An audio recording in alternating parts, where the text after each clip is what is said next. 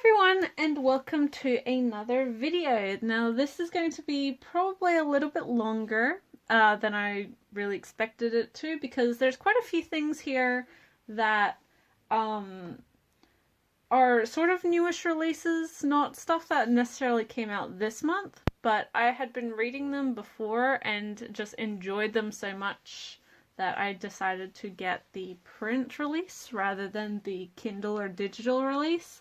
So there's a couple titles like that in this haul.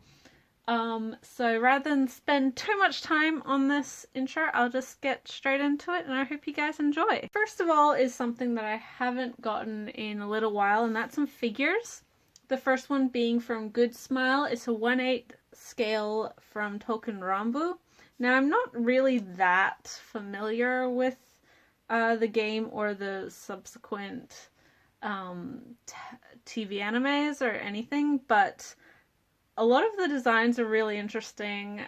From what I understand of it, it's pretty interesting, and there's some great character designs, uniforms, that sort of thing that I really like. So that was the main reason I got this figure. I just love the detailing that Good Smile put onto him. He's very beautiful. Just the gold and the white and the black is so striking, even though it is quite simple. And I love the patterned tights. I don't know sort of the significance of that, or whether it's just a character design choice. I don't know, but I really like it, and like always, Good Smile did such a beautiful job, and I'm so glad that he finally came in. He didn't actually get delayed over and over like a couple of their other stuff has done recently. Next, for scaled figures, we have a 1/7 from Aniplex. This is Kogitsune from Natsume's Book of Friends, and you can see he's quite a bit smaller than the previous scale figure I showed off. That is because he is a child character, so is shorter and smaller anyway. But Aniplex did a beautiful job just on the sculpt, on everything. Really captures the essence of the character really well. This character isn't so much in the manga. He's in the manga a handful of times, but has really become a beloved recurring character in the anime, for a good reason. He's just so sweet and adorable, and I'm so glad that we have had so many Natsume related figures coming out recently. Another one that I was afraid may get delayed, just because I had so many problems with Aniplex's 1/8 scale of 1/8 or 1/7 scale of Seal Phantom Hive, but this one had none of those delays. And I also, with this figure, it is the limited edition Aniplex store release, so it did come with an alternate hand arm with the leaf umbrella, although I am not really displaying him with that just quite yet. But again, so happy to finally have him. He's been on order for a long time, and he just came out perfectly. Finally, for scales, we have the most recent Love Live figure 1/7 scale from Alter. This is Umi Sonoda from obviously Muse, and I need to, again, it's always hard to get these ones in frame, but she is, again, absolutely gorgeous. The pose is a little bit different from, I think, any of the ones we've seen previously. I mean, all the girls have a different pose, obviously, but I'm not completely sold on her outfit. I don't think she's as cute as some of the other girls that Alter has done, but as always, the quality itself of the figure is marvelous. Everything's done with the highest level of quality, but as for the actual costume choice, it's not my favorite of the 9. And with this one, this is the 7th of the line, so only 2 more to go, being Honoka and Ellie. And I think Honoka's coming out next month, so pretty soon I'll be all done. I don't have to worry about spending any more money on these. They are all really, really lovely. And I can't wait to finally finish this figure line. Next is another thing that I haven't gotten a lot of recently, but that is actually an art book. It's a very, very new release. I actually only got it in the mail this week. It was only released this week. And that is the best of Yusuke Nakamura from 2002 to 2017.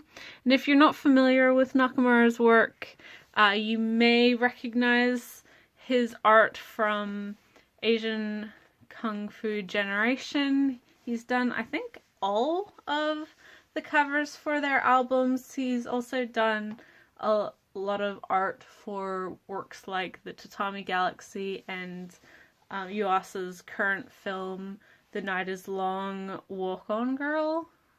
I think that's what that film is called. But I am really, really, I love his work. He has quite a few art books out, collecting all of the different pieces he's done over the years, but this is sort of a collection of what is regarded as the best. And as you can see, there are particular books that are just cataloged in here. See, the Asian Kung Fu Generation, their art, album art, or disc art, or it's not case art, that's the word I'm looking for. There's some wonderful, wonderful pieces. I'm a huge fan. Ever since I sort of discovered his work through Asian Kung Fu Generation, and like you can see, and like I said, Tatami Galaxy. It's just very, very distinct style, and you can always tell pretty much right away his artwork. This is, like I said, very new. If you are a fan of Nakamura's work, this isn't particularly expensive. It's not very large or anything, but it's available pretty much anywhere you can buy Japanese books, including Amazon Japan, which is where I got mine. And yeah, glad that it came in, and it's just turned out so nicely. I'm very happy. Next, with anime, I'm going to start with my UK release, which was Snow White and the Red Hair, Season 2. This was put out in the UK by Anime Limited, but through their partnership with Funimation, so it is just the Funimation release, except for it doesn't have the DVD discs. I know that it's only been recently that the US has started to step away from combo packs of DVD and Blu-ray, but here in Australia and in the UK, we don't have as large a market, so we never really had combo packs the same way that the US has. So the fact that it is Blu-ray only is pretty typical. As for the show itself, I love the show. It's wonderful.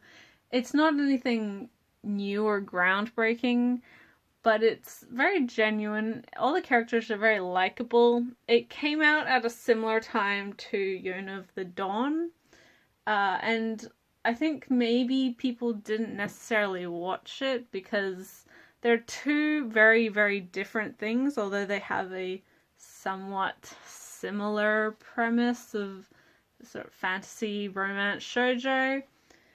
They're not the same at all. Definitely give this show a shot if you are a fan of, shoujo romance, especially within like a fantasy or a royal quote-unquote setting. It's very good. The main character, Shiryuki, is very, very likable. All the characters are very likable. Like I said, it's not reinventing the wheel, but Bones has done such a great job with this. And I hope that we do get more. I mean, we have 2 seasons of it, but it would be wonderful to see these characters again sometime down the line. And I'm, just glad and happy to finally have the second part of this series, so I can rewatch it soon, hopefully. Next is a Japanese release, and one, even though I haven't yet been able to watch, because as soon as I got it, I had to go house sitting, and the people I house sit for don't have a DVD or Blu-ray player, so I haven't been able to watch it yet. But this is In This Corner of the World, the Japanese standard Blu-ray release. I know this also got like a special release, but all of the extras are in Japanese. They're not subtitled or anything. So I decided, for a film that I hadn't seen, I didn't want to necessarily invest a huge amount of money into it. Although in saying that, I did know that I would most likely enjoy this film very, very much. Like I said, I haven't seen it yet. I hope to in the next week or so. But everything I've heard about it is marvelous. I have very, very high hopes for this film. I know that the UK is getting their release in November, which does have a dub and all of that. This disc is subtitled, and I am probably just going to watch it like that. If I do end up, absolutely falling in love with it, I may pick up a more domestic release, or UK or Australian release down the line. But for now, I'm happy with this. Yeah. I'm really excited to actually finally watch this film. This is one of the films that we didn't get in cinemas over the past year, which is a little bit surprising because here in Australia, we've gotten a lot of anime films in cinemas for special screenings. A lot more. So here's hoping that we do get more of these less mainstream stuff in the future. But yeah, In This Corner of the World, I cannot wait to watch it.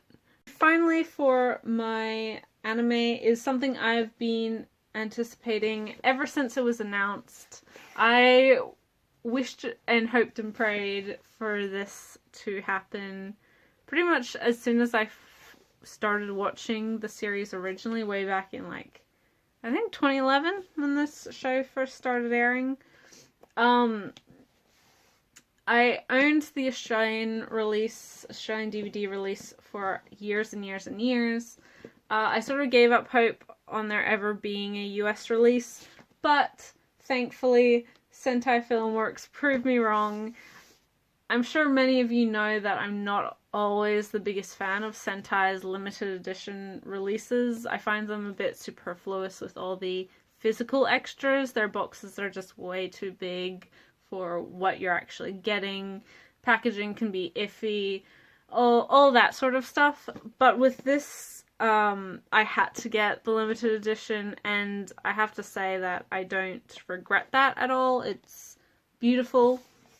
And without further ado, what I'm talking about is Chihayafuru, the limited edition. This contains the entire first series. It is dubbed on DVD and Blu-ray, as well as Space Force Season 2, which is one of the biggest reasons I really like this limited edition is that it does have the space for the next season without, creating a separate, large, thick limited edition for that when it comes out. I don't know, I just appreciate that. And the other thing I really love about this box, it is mimicking the Japanese Blu-ray box for the first season, which I also actually own. It's just done really well. It's the feel of it is the Japanese paper. It's just overall wonderful. And if you haven't seen this show, I really urge you to try it. It's on Crunchyroll, so you can watch both seasons for free in their entirety. It's just amazing. If you've ever wondered about my profile picture on any of my social media, including YouTube and Twitter, yeah, that's this character here. She's from this show. I adore her. Kind of is my favorite character. But in saying that, the entire cast, all of the performances, at least in Japanese, I haven't seen it in English, are stupendous.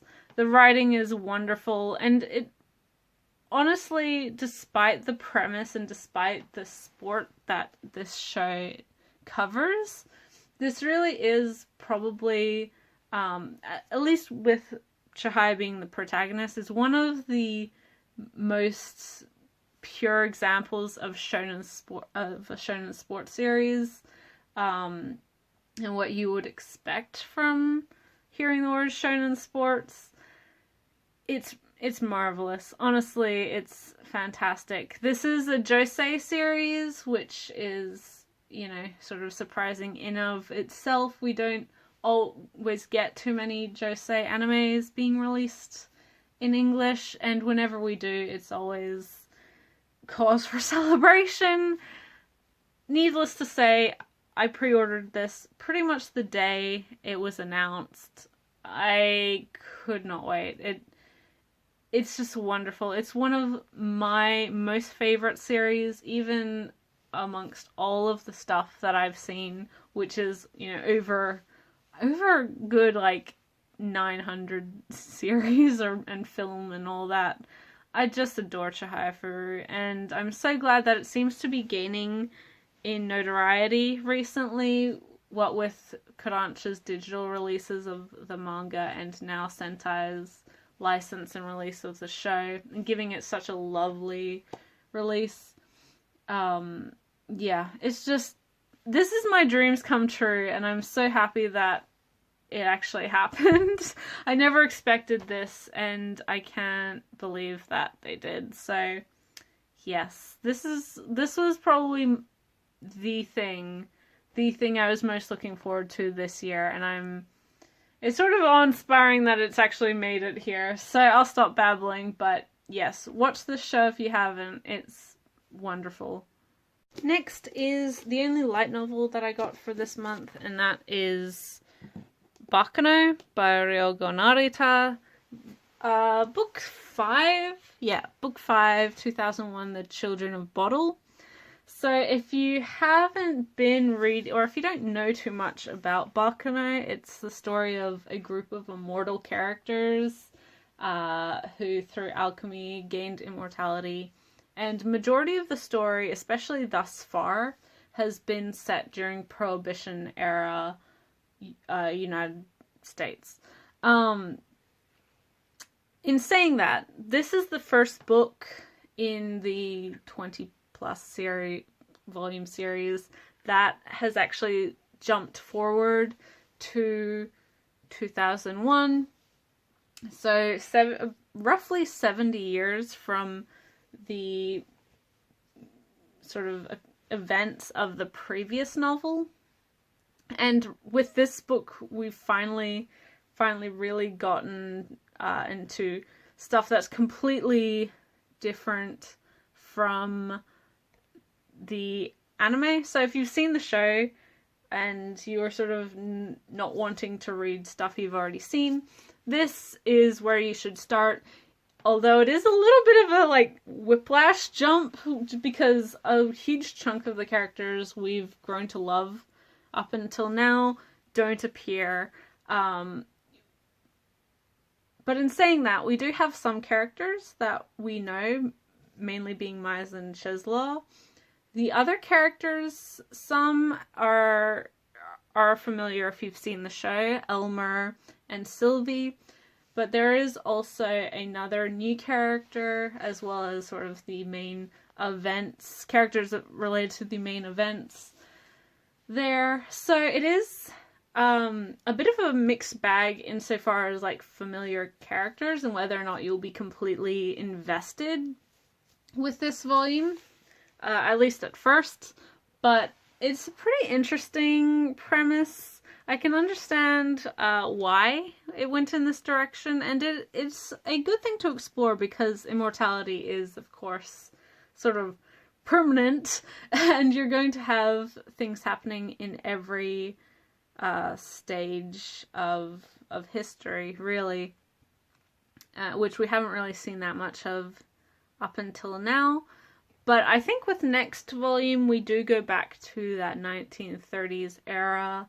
So if you are more of a fan of Jacuzzi or Firo or Ennis or Isaac and Myriad do have a mention in the very first pages of this, and but they're not really characters. But it always seems that there has to be Isaac and Myriad in the series. But if you are fans of other characters and you're sort of worried that they're not in this book, they're not gone for long, so don't stress too much.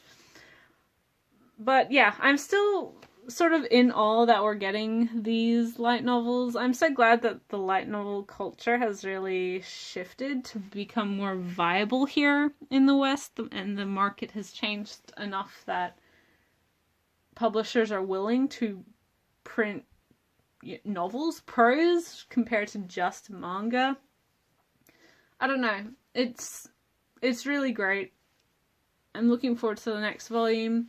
This one was interesting, not the best of the series, but pretty intriguing. I did really like some parts with Cheslaw. I find Cheslaw a very, very intriguing character. He's really probably one of my favorites, and whenever he has something to do, I'm always going to be satisfied. So yeah, it is very good. And actually, in saying that, if you have seen the show and you're interested in more about Elmer, who is sort of somewhat a passively mentioned character, this will explain a lot about that, and it's pretty interesting. So yeah, I'm sure fans will still enjoy this, even if you've only seen the show.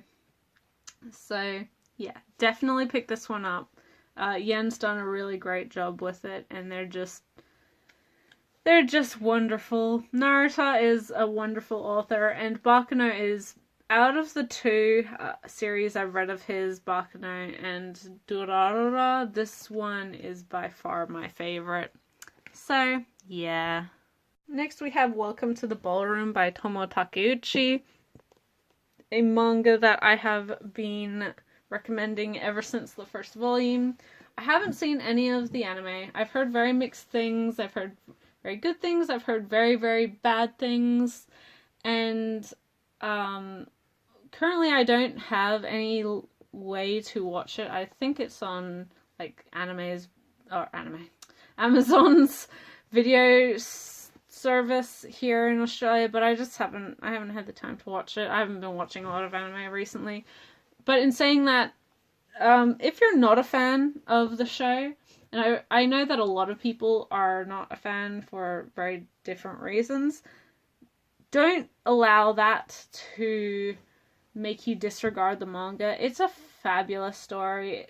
Takeuchi's understanding of the sport, the amount of pathos she gives to the characters, and how she actually gives weight to dance as a competitive athletic profession is far beyond what you would necessarily expect from a shonen sports series. Again, I don't like necessarily using those terms, but she's done a great job, and to discount all of the work, all of the wonderful, wonderful depth and artistry of her illustrations, just seems very disingenuous just because you don't agree with the television show, the way it's directed, the way it's animated, how it's been adapted, or the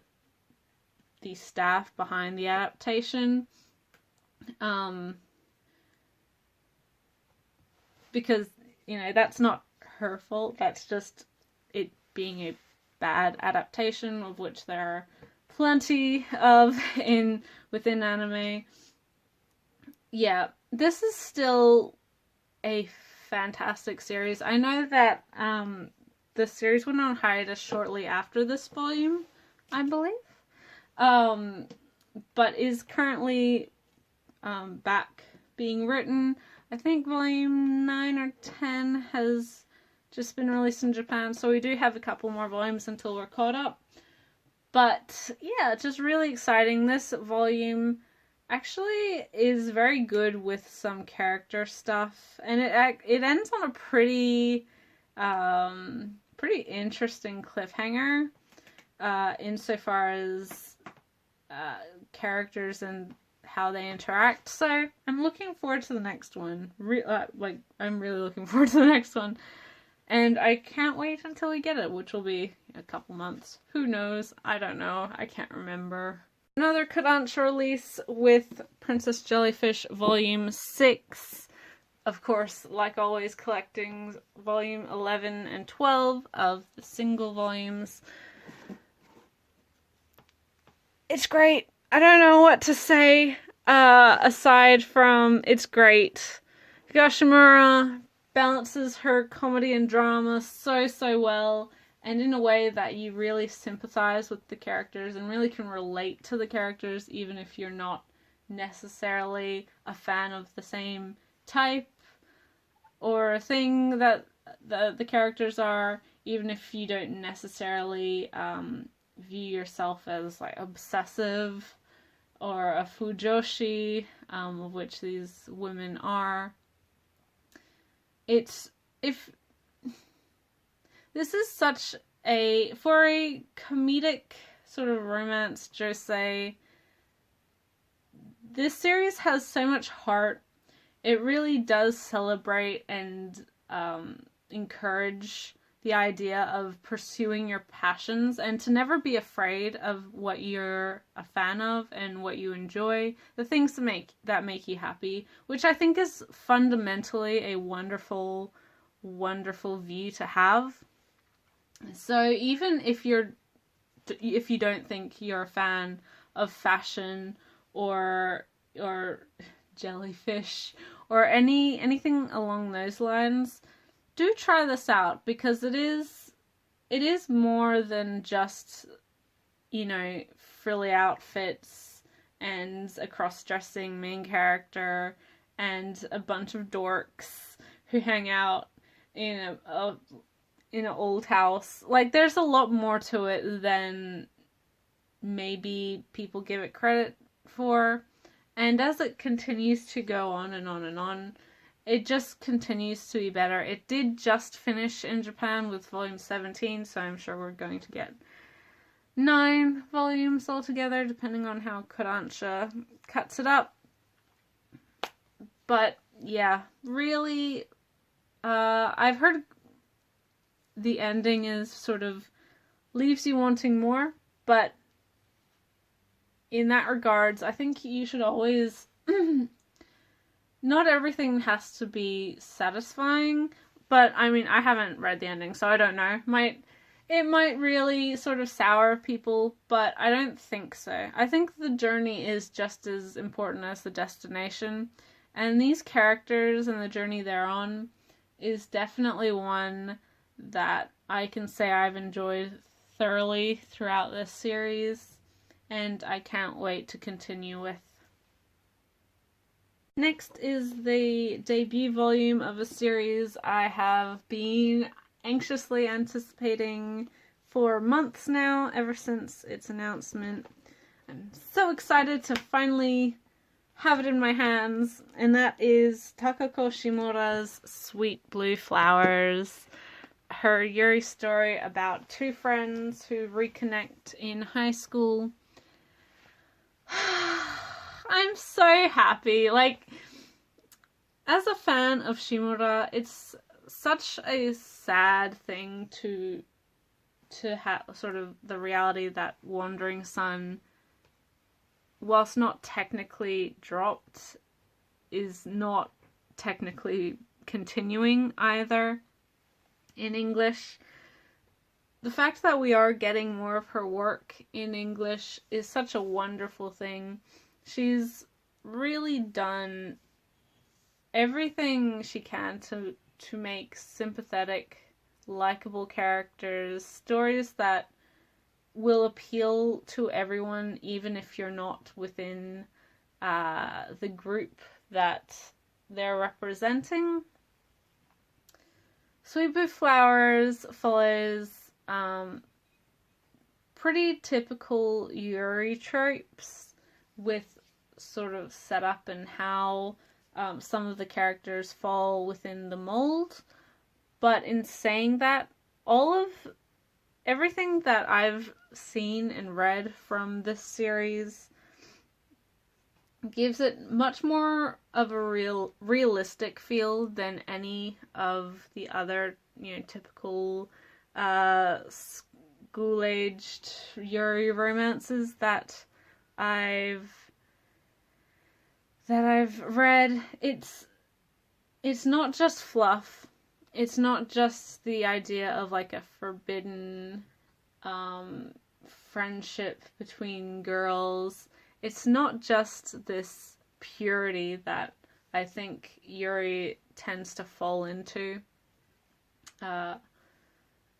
Sweet Blue Flowers, like Wandering Sun, is very emotionally charged because it is so realistic and so true to a lot of people's own experiences with love, regardless of being within the LGBT group or not. It's done so well. This is probably, there's been a lot of great Yuri being licensed and released recently, and it's such a wonderful time if you are a Yuri fan.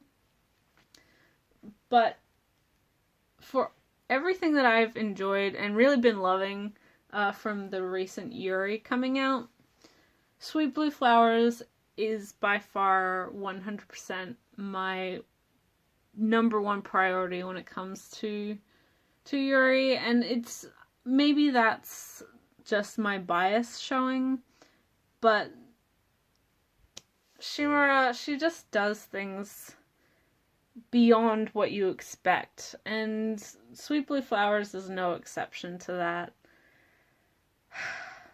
I'm looking forward to it. These are 2-in-1 omnibuses released by Viz.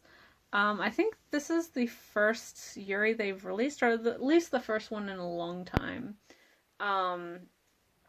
And so there will be 4 of these 2-in-1s. There's 8 volumes in Japan. Not a super long series, but enough to actually develop more of the story. If you've seen the anime, which was released by Nozomi or Lucky Penny, that adapts up to volume 3. So the stuff in this book will be familiar to you if you, and then next volume will have new stuff.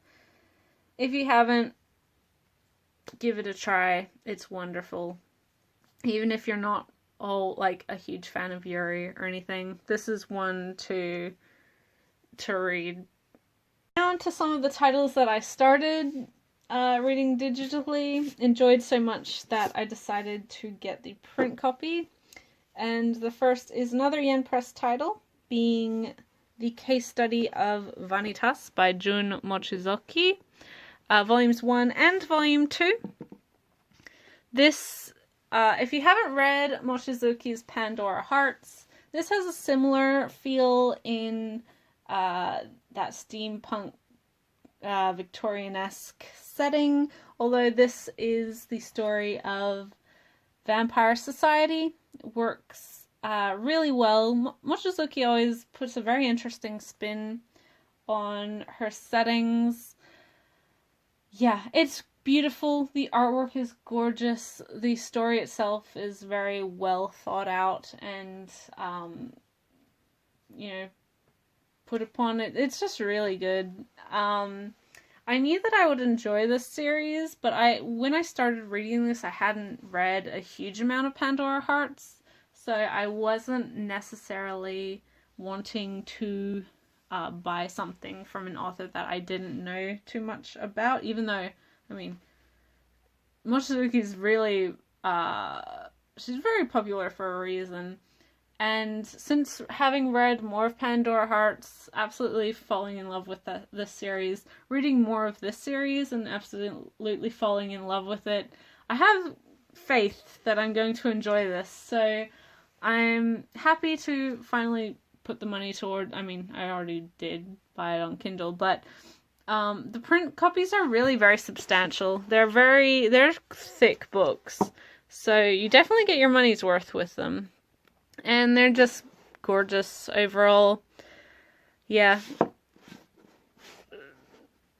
Her stuff is always very interesting. Shonen action with a twist, and you can definitely tell.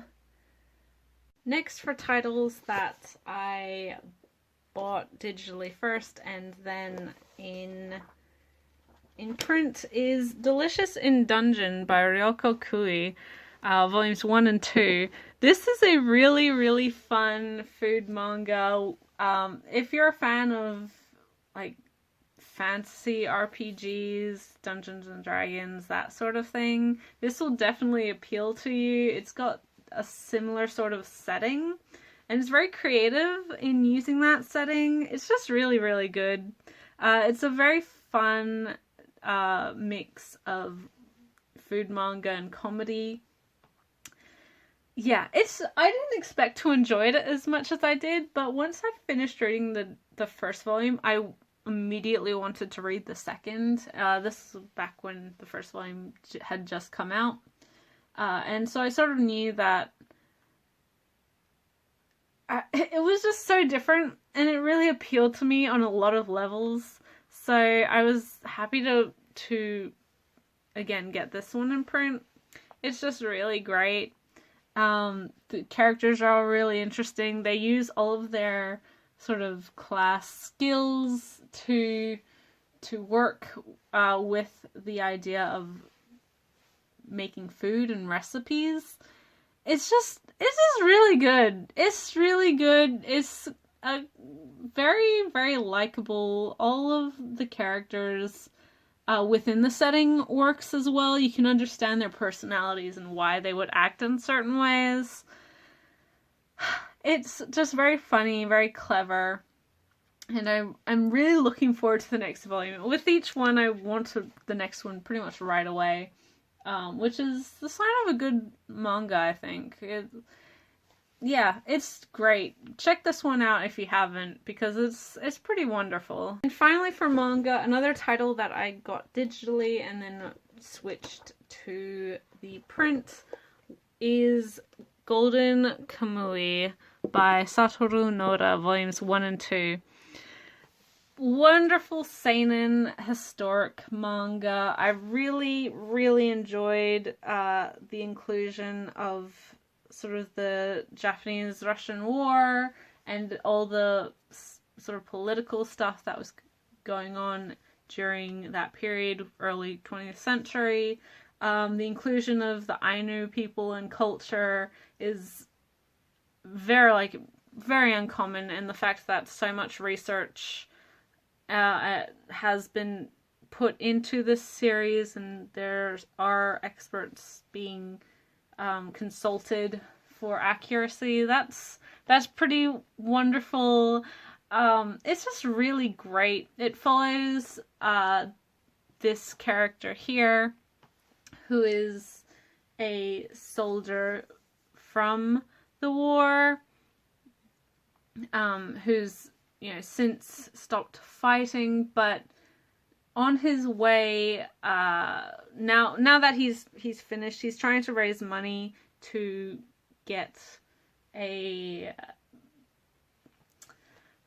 surgery for one of his friends wives, whom is his friend's wife. But he's always loved her, and yada yada. The friend died in war, and he promised to look after her, etc., etc. But he's trying to raise money or find. He's trying to find gold or trying to get money so that they can go to the United States to get her eyes fixed. But it costs so much money. It costs, close to $1 million. Yeah, it's very difficult. But he hears a story about a man who stole a bunch of gold from the Ainu people who were collecting it to buy weapons. And when he was imprisoned, he tattooed like a map on all of his cellmates' skin and yada yada. So they have to find these cellmates' skin to get the map to find the gold, and he joins up with this Ainu girl here because she wants revenge from this criminal because one of the people he killed was her father. It's pretty great. I don't know, it's got a good balance between like the dark, serious, gritty action stuff and the goofy sort of you're such an idiot, fish out of water, cultural difference stuff, as well as the sort of the goofiness of the characters within the setting. I don't know, man. It's great. I'm looking forward to Volume 3. This was one that I borrowed. Well, I read the first one through Kindle, and it wasn't like an immediate need to read more like it was with Delicious and Dungeon or Vanitas, but it was such an interesting setting, such interesting characters that it really appealed to me. And it wasn't an immediate want to read the next one, but I was excited for what was going to happen next. So yeah, Golden Kamui, really great. Seinen series from Viz, and check it out if you haven't. So that was everything that I got this month, or the second half of the month. Gosh, October next. The year has gone so quickly. I don't know quite what I'll be getting in the next month, but I'm sure there will be plenty for you guys to get excited about. Plenty for me to get excited about, frankly. But yeah, I hope you guys enjoyed. A lot of really solid new releases out this month, as well as some new series that are really great. There's so much good stuff coming out at the moment. It's so hard to be picky and sort of focus on just a few things when so many series of high quality are coming out. It's very difficult. But yes, I hope you guys all enjoyed. I'll catch you in the next video. Bye till then.